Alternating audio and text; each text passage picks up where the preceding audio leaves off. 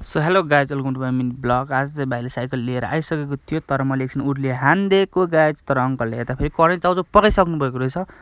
Uncle र म मिलेर खाइरहेको थियौँ। फेरि अङ्कलले फेरि पुरै कराईसँग खाइराख्नु भएको थियो। अङ्कल फेरि भ्लगमा नदेखाइ भनिराख्नु भएको थियो, मैले लुकेर देखाएको। अनि हामी चाहिँ हिजो पासा हालेको थियौँ, पासा हेर्न गइसकेको अवस्था गाइज। अनि बिस्तारै हेर्न जाँदा हेर्नु त यस्तरी हेर्न जाँदा गइसकेको थियौँ अङ्कल र म। हिजो हालेको पासामा एउटा पनि माछा परेन गाइज।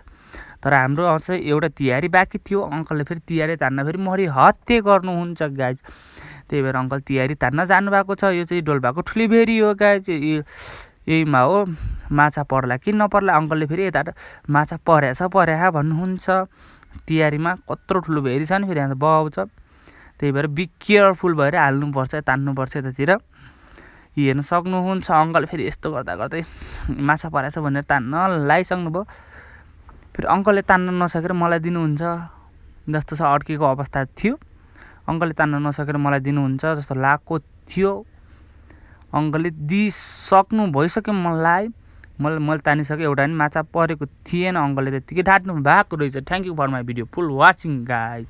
Tata by.